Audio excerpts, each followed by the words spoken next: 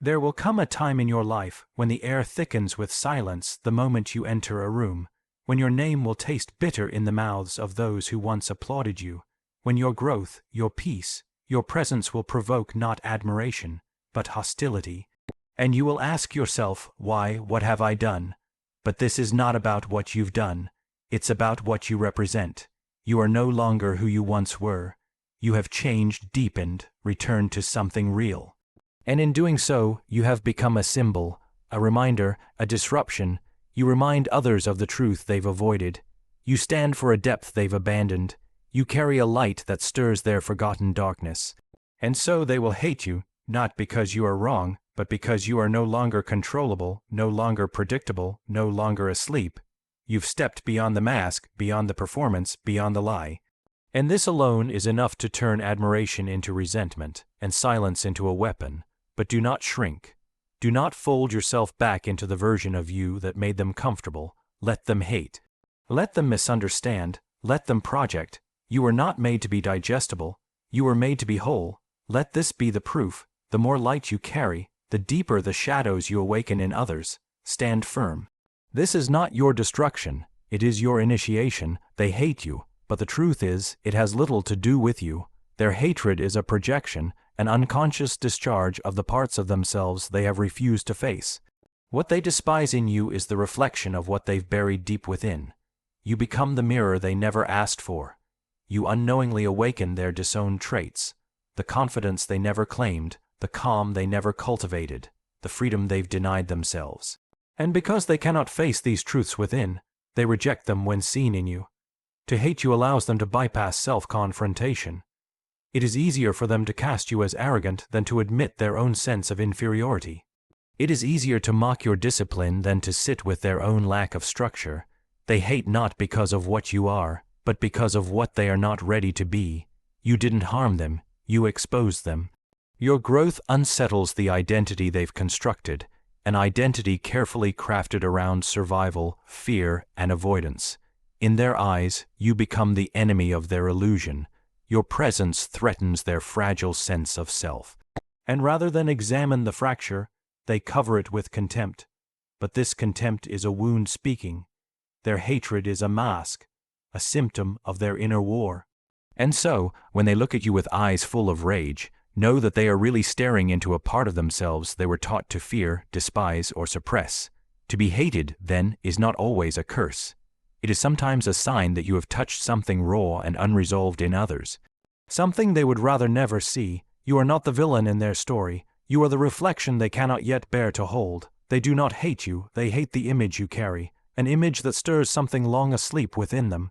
You remind them, not through words but through presence, of a version of themselves they abandoned. Every time you step into your power, they feel the weight of their own potential left unrealized. You become the living proof that their excuses are hollow. That what they deemed impossible might have been possible had they dared. When you speak with clarity, they are reminded of the silence they maintained. When you act with courage, it exposes the hesitation that's governed their choices. When you pursue your path with discipline and fire, it throws a harsh light on the comforts they've mistaken for peace. And rather than be inspired, they recoil. Not because you are wrong, but because your existence is an indictment. You reveal what could have been if only they had faced their fear. This hatred is not born in malice, it's born in grief. Grief for the unlived life, for the chances they didn't take, for the dreams that now only visit them in quiet regret. You do not remind them of who they are, but of who they were meant to be, and for some this is unbearable. Rather than walk the inner path of transformation, it feels easier to tear you down, to mock your efforts, to twist your strengths into flaws, because in doing so, they protect themselves from the deep pain of their own denial. But the truth remains, you are not their enemy, you are their symbol. You carry the weight of their forgotten fire. And in your presence, they feel its warmth again, but instead of reaching for it, they curse the flame, because to embrace it would mean confronting every lie they've told themselves about why they couldn't, wouldn't, or shouldn't try. So they hate, and the tragedy is, they hate not because they lack power, but because they once had it and let it slip through their fingers. They don't hate your kindness, they don't hate your success. They don't even hate your brilliance. What they truly hate, what stirs their quiet resentment, is the part of you that cannot be controlled. The part that refuses to shrink, that won't conform, that does not bend under pressure. The part of you that remains sovereign, untouched by the approval of others, unmoved by the manipulations of the crowd. You are dangerous, not because you do harm, but because you do not need permission to be yourself. You do not beg to belong. You do not perform to be accepted. You walk your path with an inner compass, and that terrifies those who rely on external validation to shape their identity. To them, your autonomy is a rebellion. Your wholeness is offensive, because if you can be free, if you can be rooted in your truth without asking for their guidance, then it reveals how deeply they've surrendered their own authority to the world outside. They will try to box you in not out of reason but out of fear, fear that they cannot reach you, fear that you are no longer easily swayed, that their opinions no longer govern your choices. When they see you at peace with yourself, they feel the prison of their own people, pleasing. When they see you unbothered by rejection, they feel the grip of their own dependency on praise. And so, they hate, because your freedom mocks their captivity. But the part of you that resists control is also the part that holds your integrity. It is your anchor, your inner flame. It is the reason they cannot truly break you, no matter how they try to shape your story. They may attack your name, misread your silence, twist your intentions, but they cannot touch the core of you that refuses to compromise. And the truth is, they do not want to control you out of care. They want to control you because your wildness exposes the places in themselves that have gone numb. The part of you they hate is the part of them they silenced long ago. That rebel, that soul, that voice, they see it alive in you, and it unsettles them. You represent what they lost, what they buried, what they were told to fear, and so their hatred is merely the mask worn by a deeper envy for your untamed spirit, for your inner truth, for your refusal to be owned. They do not hate you because you are false. They hate you because you are real. In a world obsessed with appearance, your authenticity is disruptive. It disturbs the carefully maintained performance they've rehearsed for years. They have built identities from masks, personalities from survival, truths from imitation, and then you appear, not polished, not perfect, but raw, honest, whole. You speak without the filter of fear. You act without waiting for applause. You walk without needing a crowd, and that shakes the ground beneath their performance. They perform confidence, but you embody it. They perform kindness, but you feel it. They perform purpose, but you live it. And this is what they cannot stand, because your existence reveals what theirs is not.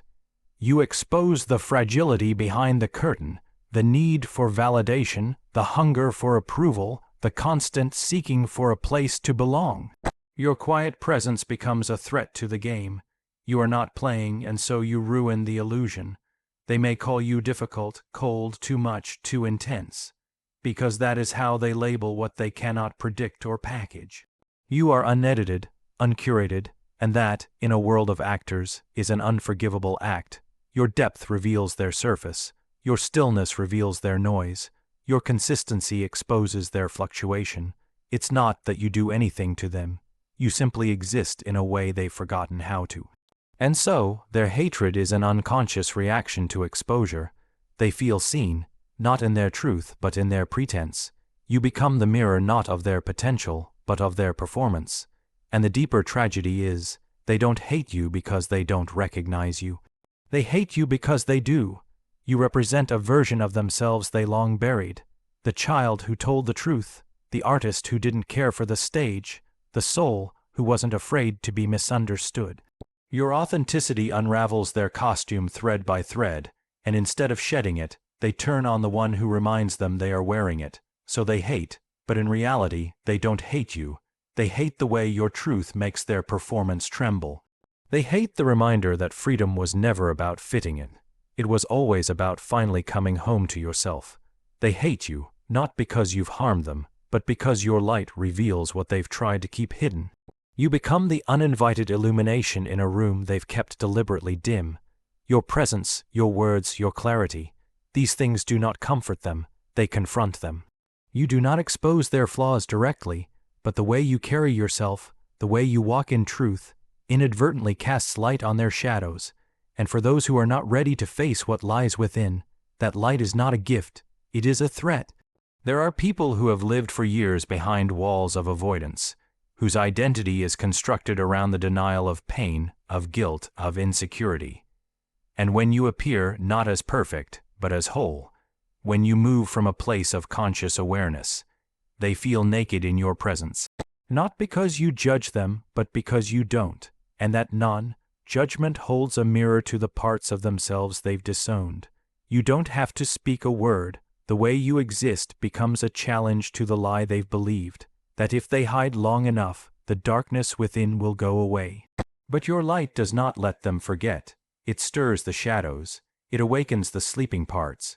And rather than embrace this moment as an invitation to evolve, many will recoil. They will hate you for reminding them that the path to wholeness must go through the fire. They will hate you because it is easier to project evil onto someone else than to acknowledge the presence of it within themselves. The tragedy is not their hatred, it's their fear. They are not wicked. They are wounded, and your light touches those wounds. It burns the infection of lies, of masks, of repression. But instead of facing the truth, they choose the path of resistance, and hatred becomes their defense, a shield against the ache of awakening. You must understand, when you carry light, you do not just illuminate beauty. You illuminate what has long been hidden, the rotting roots, the broken pieces, the unrealized self. And people will call you arrogant, dangerous, even evil, not because you are, but because you see too clearly. And in a world where blindness is the comfort, clarity is heresy, so when they hate you, recognize it for what it is, not a condemnation of your character, but a measure of your illumination. They may never say it aloud, but what they truly feel is this: you see me too clearly, and I am not ready to be seen. And so they will strike at the flame, not realizing that what they try to extinguish in you is exactly what could set them free. So let them hate, let them project, recoil, lash out, or fall silent, for their hatred is merely the shadow gasping for air in the presence of your truth. It is not a signal to retreat. It is proof that you have stepped beyond the veil into your own becoming. Keep walking. Their hate cannot follow you where you are going.